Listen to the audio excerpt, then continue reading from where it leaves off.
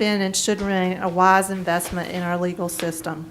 Many judges and lawyers in Cumberland County at one time or another have needed and used the court library, whether as a quiet place to do some work or research, whether during a trial to find the answer to some critical issue in a case, or whether to read current legal periodicals. We've relied on the court library. I routinely use the court library in service to our county. Judges and lawyers, however, are not the only people who rely on this great resource. Pro se litigants, those who cannot afford to hire a lawyer, use the court library to research the law in an effort to address their legal problems. To eliminate the court library or its law librarian, or even simply to move the library to another location, will undoubtedly deny them meaningful access to justice. And because I'm about to run out of time, I'm going to skip, but I provided you a copy of the letter. With respect and kind regards, G. Robert Hicks III, Senior Assistant District Attorney, 12th Prosecutorial District. Thank you. Our 11th speaker is Terry Thomas.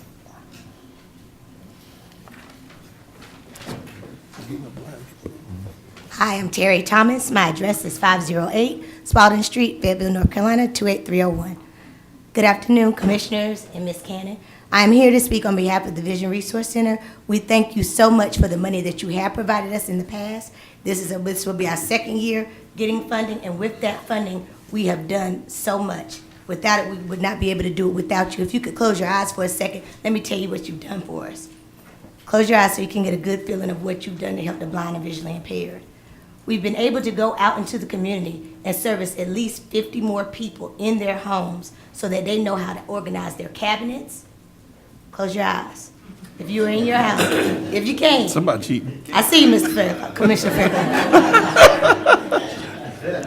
Just imagine being in your homes not knowing if it's soup, corn, potatoes, rice, dog food. Just imagine if you didn't know how to turn on your stove to tell if it's hot or not. Imagine what it would be like not to be able to wash your clothes, not knowing what dials to turn. Sit with that for a minute. Imagine not really knowing how to get around from your front door to the bus that we go and transport them every day to programming. With your funding, we've been able to at least help 50 more families, not 50 more people, but 50 more families. Because we're not only providing it to those that are blind and visually impaired, but also to their spouses, to their mothers, to their fathers. You can open your eyes if you can. Now, but you know why it's important. So we hope that we continue to stay on your budget. We appreciate all that you've done. We're glad that we're still, even with the deduction, we're still making it. And that deduction is still helping us to serve those people here in Cumberland County. So we want to stay on there. So we hope whatever it is you can do to keep us there, we would like to be there. Thank you so much. Our 12th speaker is Nicole Corbett. If you spell that for us, Madam Clerk. If you... Nicole, and I believe it's Corbelt. Thank you.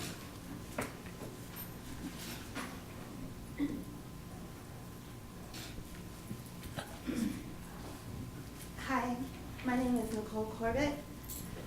I live at 7293 Ryan Street. I'm here to talk to you today about the Vision Resource Center. I am one of the Resource Center's clients.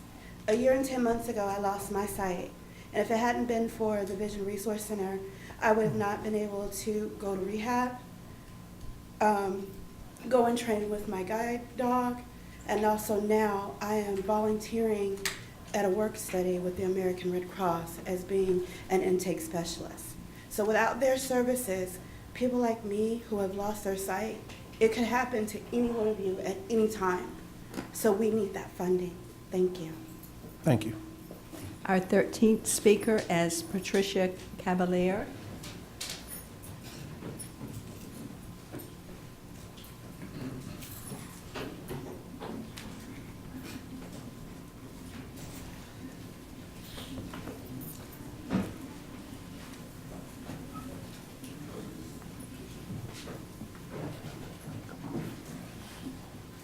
Good evening. My name is Patricia Cavalier. I live at 35 508 Town Street, Hope Mills, North Carolina, 28348. And I am a client of the Vision Resource Center. I have been visually impaired or legally blind all my life, but the Vision Resource Center is a place that I can go and I can meet with other blind or visually impaired people who know what I'm going through and what I have gone through. The center is very important, and your funding is very important to it. I thank you for that. I thank you for doing these things.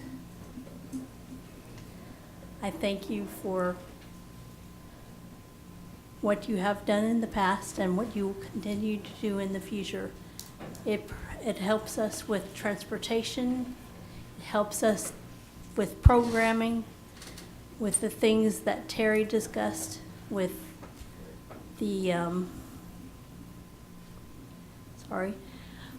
with the daily living skills, the mobility skills, the braille skills, technology things. We need the money that you provide to help us with those things. And I thank you for it. Thank you. Thank you. Our 14th speaker is Daniel Montoya.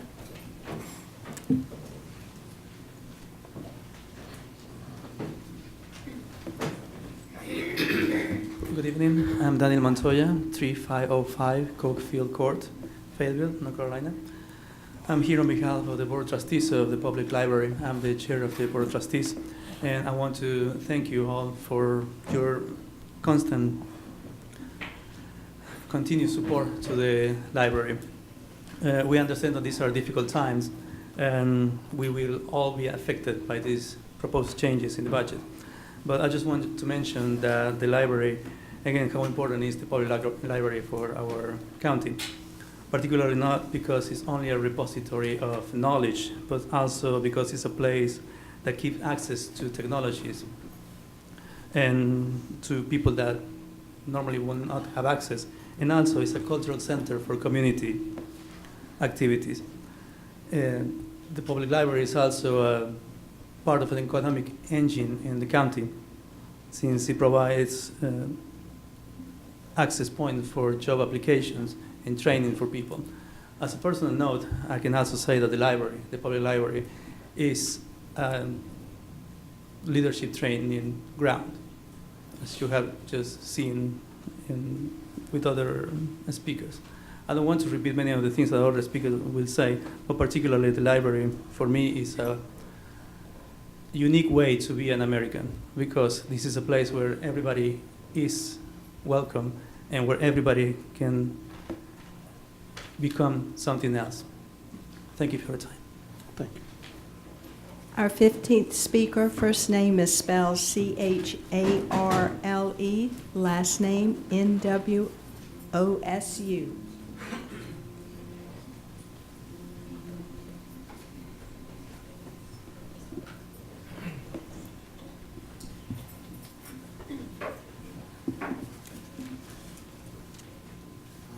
My name is Charles Wilson. I live at 1025 Bradley Street, Fayetteville, North Carolina, zip code 28311. Thank you very much for what you have done for us. I'm a client of Vision Resources. Without your help and your sponsorship, I don't think we can be able to do anything in those places, in the Vision Resources. I was not born blind. I lost my sight in a automobile accident. I stopped to help somebody, and I was run over by 18-wheelers.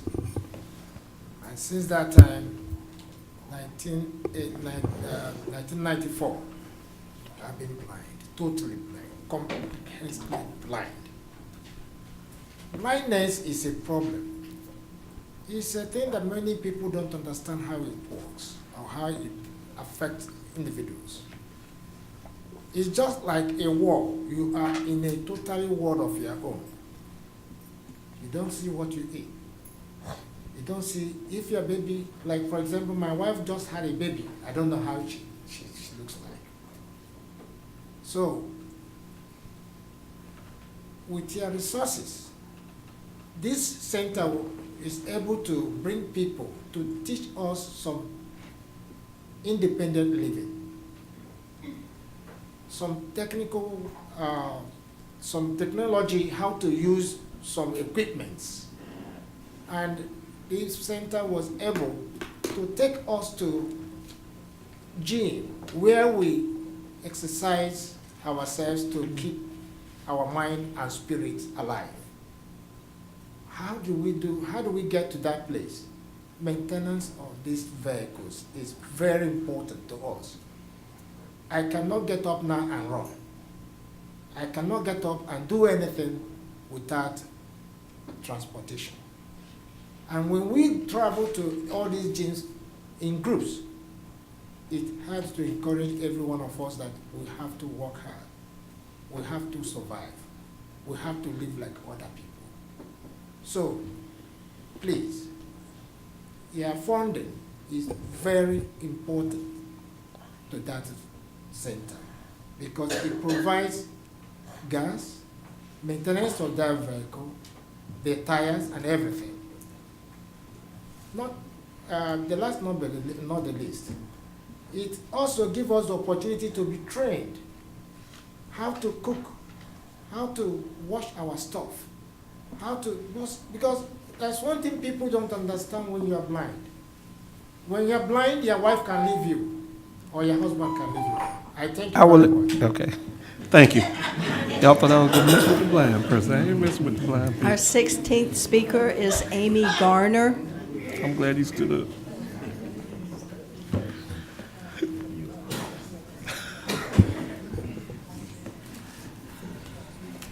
Good evening. My name is Amy Garner, and I live at 4502 Day Court, 28314. I am the president of the Friends of the Library, and I thank you for this opportunity. Tonight, I'm here to advocate for the library, for the single parents of our community, the empty nesters, and the nerds. We recognize that this is the ultimate rock and hard place for you. You have been asked to balance a budget and a revenue that has been in steady decline. The library is not a mandated service as designated by state statute, and your proposed cuts are spread across several departments. Cutting access and staffing excuse me, will significantly impact, and I will use the word hurt, this community's thriving intellectual, educational, and artistic growth. As a young, struggling single parent with my own train wreck of a budget, I raised my son in the library with weekly visits for books and media and countless quality programs. The library was a mainstay in our home during his entire childhood and provided countless hours of affordable and positive entertainment and education. As he grew older, we couldn't afford a home computer. We were part of the 20%. He was able to utilize the library's resources to complete countless assignments. My son went on to graduate with a 3.2 GPA and was a very successful student athlete and attended a private Catholic university in Philadelphia, where he continued to utilize the library there and went on to graduate with a 3.0. Without the library's very tangible support of his education, our struggle would have only been greater. The library gave him certain tools that no other piece of this community could give him, a love for learning and research. Additionally, I work at Carolina Treatment Center, and I work with people in our community who are surviving addiction to opioids. We are currently working with 587 Cumberland County residents, many of whom rely on library services and programming to seek and gain employment. Our counselors refer our patients to our library system on a daily basis. Why are we even considering trimming away these necessary resources? Compromising these fundamental community support systems for parents, children, unemployed, underemployed, and the nerds will only damage our infrastructure. Also, cutting the library's budget historically for 1 year has resulted in 10 years of recovery. The hours that we lost the last time we were cut were not built back into the budget for an entire decade. I don't know what the answer is, but I know it's not hurting the citizens of Fayetteville. I ask that you simply return to the drawing board and have another look. Thank you for your recognition of the library's value to this community. Our 17th speaker is Jeff Polk.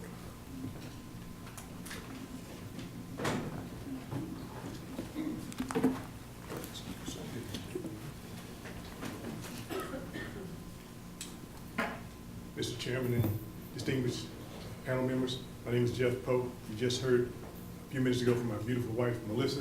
She's an employee at the dental clinic. What I came here to say and try to advocate for those that don't really have a voice, as most of you that are standing or sitting there, we can afford certain health care. It's obvious that my wife and I, we can afford health care. And there are people that we're pulling services for, in particular, I'm talking about the dental clinic. These folks barely have means of getting there transportation-wise, and then we're gonna pull that resource. And I looked at some information, and I'm capable of doing some thorough research, but just on brief research there has been a gross mismanagement of the resources, personnel, funds, and it's obvious that because you can go back and look at the Cumberland County newspapers, very easy to pull it up. And my concern is that you're gonna pull this from these people who don't have the means already. And my biggest concern is that the people who have grossly mismanaged the resources and funds, they still have a job. My wife got the information that they're gonna take her job from her, okay? She's one of the people that's losing her job. She didn't mention that to you all now, but I promise you we'll still survive. But my thing is that what about those people that can't get the health care, you know, and the dental care? I appreciate these people that were talking about advocating for those things, but who are advocating for these people who are not in this audience right now? Because probably they can't get here, you know. I sit here and I look at the elected officials here, and this is no throw off on you guys. You're doing your job as best I think you can. But the same energy that you put in soliciting for votes, I wonder did anybody solicit that hard to let these people know that their dental clinic is gonna be pulled from. And we sit here and we're gonna go home, we got health care, we're gonna be fine. You're gonna go home, you got health care. What about these people here? And I think that we really need to think about the stakeholders. We did it from a top-down approach. Nobody really included the stakeholders. I get what you put out, and then again, I'm not trying to throw off because people take that the wrong way. But the information wasn't disseminated well enough to get to these people so they can be here to voice their opinion, to tell you how important dental clinic is to them. If you ever had a toothache, you know what it's like. And if you ever had to deal with a toothache and who knows, God knows the length of time, you know, the library. You don't do a lot of studying in the library when your tooth hurts, trust me. You don't want to go to work when your tooth hurts. It's a lot of problems, but now you're gonna pull that and you're gonna tell them, you know, we gotta send you somewhere further. So in saying all of that, I just wanna know, and I know you're not here to answer questions, but your time, when you go back to your desk or whatever you do, think about these questions. Who's gonna advocate for them? Who's gonna provide for these people to get the services that they need? Thank you for your time. Thank you. Our 18th speaker is Janie Jones. Good evening. My name is Jamie Jones. I live at 121 Meadow Sweet Drive. I'm speaking on behalf of Meals on Wheels. I've got over 800 volunteer hours with delivering food and helping serve. And anything they ask me to do, I do it. Since I've been there's a lot of people that can't get out. I go and do things for them, like sometimes help clean it around the house, or clean the window, wash the windows, so whatever needs to be done, I do that. Because some of these people can't get out. And I don't ask for money, I do it from the kindness of my heart. And I get my blessing from the master upstairs. And I told my buddy here that I would come and speak for the older adults that's on Meal on Wheels that can't get out and come to get a meal. I take it to them, I help serve it at the center, 739 Blue Street. Thank you. Our 19th speaker is Don Williams.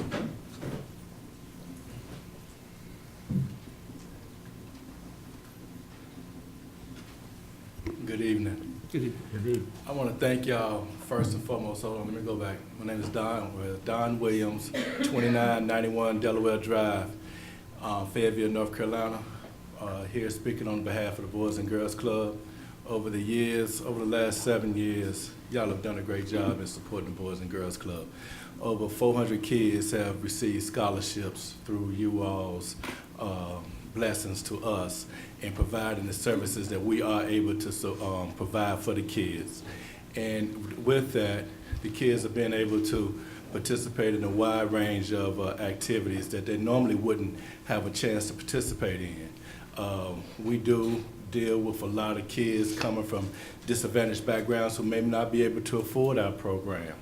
But through y'all's graces, that we are able to, they are able to afford the program. And I just think about a parent, and now in this stage, day and time, it's not normally the parents that we are, so normally traditional parents, a mother and father in the household. Now it's extended family members that raise these kids, and the grandmama who's on a fixed income, who's raising maybe 3 kids, grandkids, and who having trouble affording our program. And she's able to do so through the funding that we receive from you all. I think that a lot of people who got up here and spoke, all their programs are worthy. And I just really want to say that I really thank you all for what y'all have done over the years in supporting us. And I want to leave you with this. It's a statement that is very, very profound to us. It's easier to raise strong boys than repair broken men. Thank you all. Our 20th speaker is Roberta Waddell.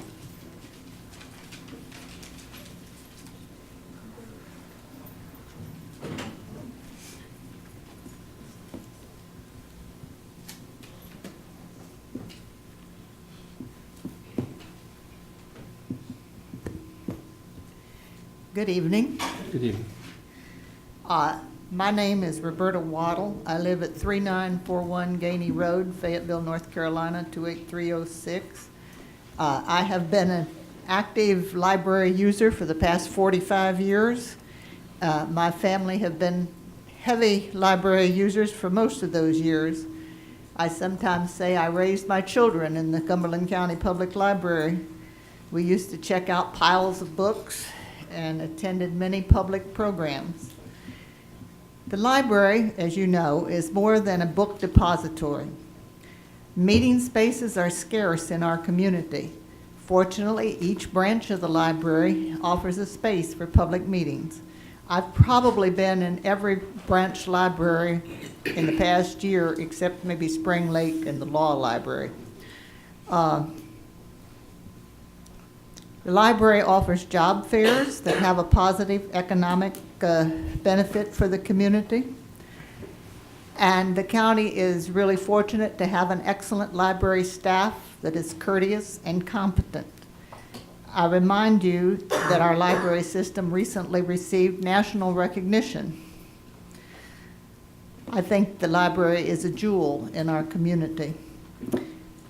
I want to thank the commissioners for your previous support of the library system. I know you have. I realize that you have many departments competing for the same dollars, and you have a limited amount of money, and you have difficult decisions to make. I truly hope you'll be able to fund the library system in a way that can continue to be the library that we can be proud of. Thank you. Our 21st speaker is Ken Dye.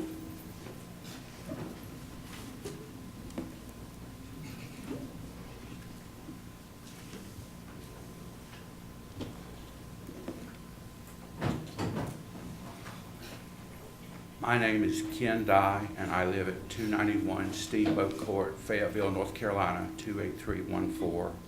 And I am the Nutrition Director for the Cumberland County Council on Older Adults. I'm here tonight to ask you and the committee members to see if you can find other ways to avoid the 15% proposed funding cut to our agency. We are a primary part of the aging network for Cumberland County, and I oversee personally the Meals on Wheels program for the county, which with last year's figures served 788 clients over 110,000 meals, and we are on pace to even increase that this year. For most of the seniors who receive these meals, the visit by their delivery volunteer may well be the only interaction with the person they will have each day, and the lunchtime meal will most likely be the only nutritious meal they get. And I know from personal experience that some eat half the food for lunch and half for dinner, and that's not a lot of food. The seniors who are able to come out and eat a lunchtime meal at our senior centers or in our congregate program do so to have a decent meal and for socialization so they won't be so lonely each day. I have found out that when a person's nutrition choices are limited, that affects almost every level of their life, with their health being the most important. Food insecurities and isolation are a huge part with seniors, and many turn to our agency to meet the need. I believe the need for our services over the next years, as studies have shown, will only increase. And as our agency looks for ways to meet this need, I ask all of you to work alongside us and help us to make a difference in the seniors of Cumberland County each day, one life at a time. And I also thank all the volunteer and volunteer coordinators who came out tonight in the audience. Each one of you have a special place in my heart. Thank you. Our 22nd speaker is Marc Kendrick.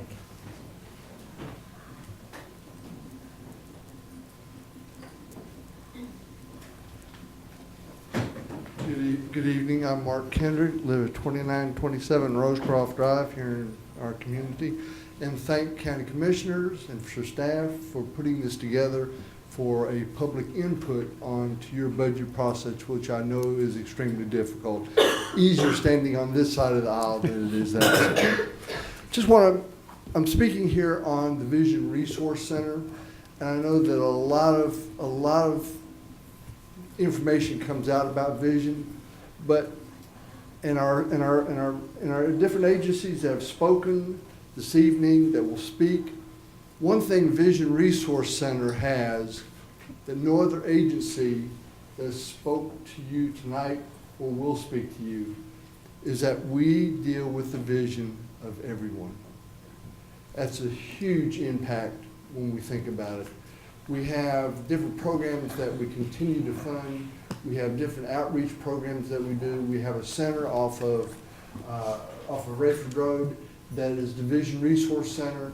There's a youth activity center for our community. There's a lot of things going on. We're minimum on staff. We're not heavy laden staff, but we do a lot with a little bit of money.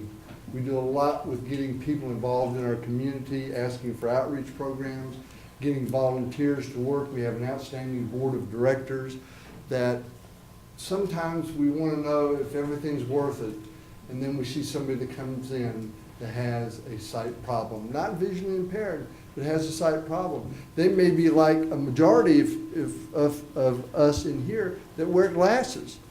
I know that I have a presentation that I was going to read, but I left my glasses at home. So I know that's probably good for everybody. There you go, Mark. But you know, I mean, that's what it's all about. So we do a lot of things. We help a lot of people of all across our community. Doesn't matter what age you are, what race, where you come from, but we're the Vision Resource Center. And I thank you for your time and thank you for your decisions. Our 23rd speaker is Pat Whitfield.